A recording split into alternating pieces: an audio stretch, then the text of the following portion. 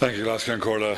Minister, this question is about the situation in Sudan and what's happening there and how the government is attacking the peaceful demonstrators there. You know, and after an incredibly peaceful removal of a 30-year dictatorship of Omar al-Bashir, the military junta, now known as the Transitional Military Council, is refusing to hand over power to civilians.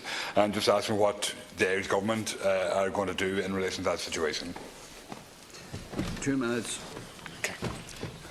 The recent political events and violence against protesters in Sudan follows over 6 months of demonstrations triggered initially by the spiralling cost of living.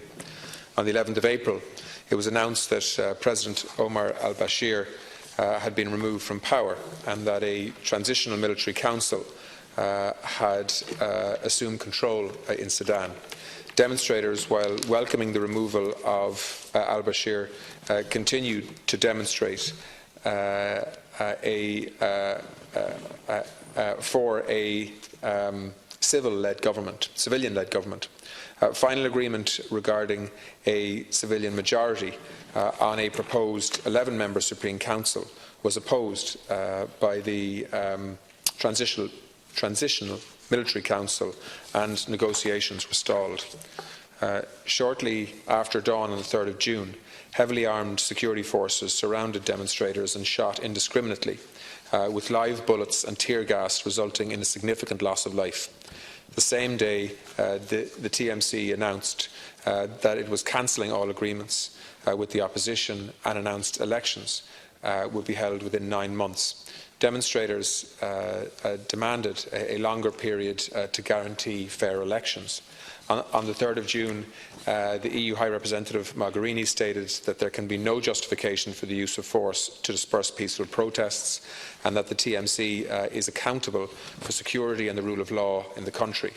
I also issued a statement strongly condemning the use of violence and excessive force against protesters. The EU Foreign Affairs Council met on the 17th of June, yesterday, to discuss Sudan. The EU 28 statement issued following the meeting, which condemned the violence against protesters, including sexual and gender-based violence, it also expressed EU support for the African Union, which has taken a principled and robust stance to the crisis. My officials continue to actively monitor developments in Sudan through the Embassy of Ireland in Nairobi and through the European Union delegation in Khartoum. Senior officials from my department also met with the Sudanese ambassador to Ireland earlier this year to discuss the situation. Ireland continues to respond to ongoing humanitarian needs through the provision of humanitarian funding, with over €29 million provided through our UN, NGO and Red Cross partners since 2012. Deputy Pringles for supplementary.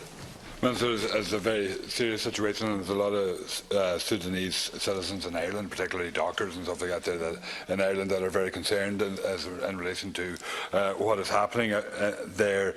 And I think it's very welcome that the EU statement and that Ireland has supported the EU statement yesterday in relation to the African Union and the establishment of a civilian-led authority.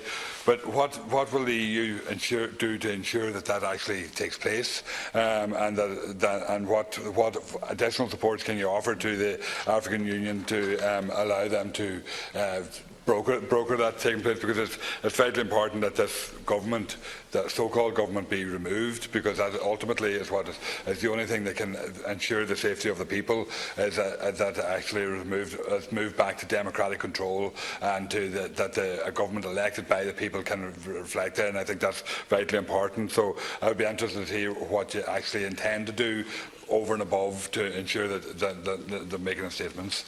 Thanks for observing the time, Tanis. Same for you. 1 minute. I'll try to respond to that. The African Union has demonstrated robust and principled leadership in response to the crisis since the Transitional Military Council assumed power in Sudan on the 11th of April. It set the 30th of June as the deadline for the transfer to a civilian authority, and on the 6th of June decided with immediate effect to suspend Sudan from participation in all African Union activities until the effective establishment of a civilian-led transitional authority. This followed sustained but ultimately unsuccessful engagement with Sudan in the weeks since the Transitional Military Council seized control. This decision was publicly supported by the EU in a statement by the EU High Representative. I welcome the appointment of an African Union Special Envoy for Sudan, who has been tasked to mediate between the authorities and the opposition, and who joined the FAC this week to inform EU foreign ministers in relation to his activities. So we will continue to support the African Union, which I think is the way forward to try to get an outcome here. First supplementary. Very welcome. And I just want to make sure that the European Union wouldn't be carrying out any talks with the government, unilateral talks, but would actually be going through the African Union, because I think that's vitally important that a united front would be upheld, and to show that this situation is totally unacceptable, and what has to happen is that transition to civilian power has to take place in order to deal with the situation, and just that you would make sure that the European Union wouldn't and would fully support the African Union to ensure that this takes place. Thanks. Final response, 1 minute. I think the EU has made the judgment call here. I wasn't at the meeting, as I said, this week because I was in Belfast, but Helen McEntee was there, and I'll talk to her about it. But I do think that the EU's judgment is right here.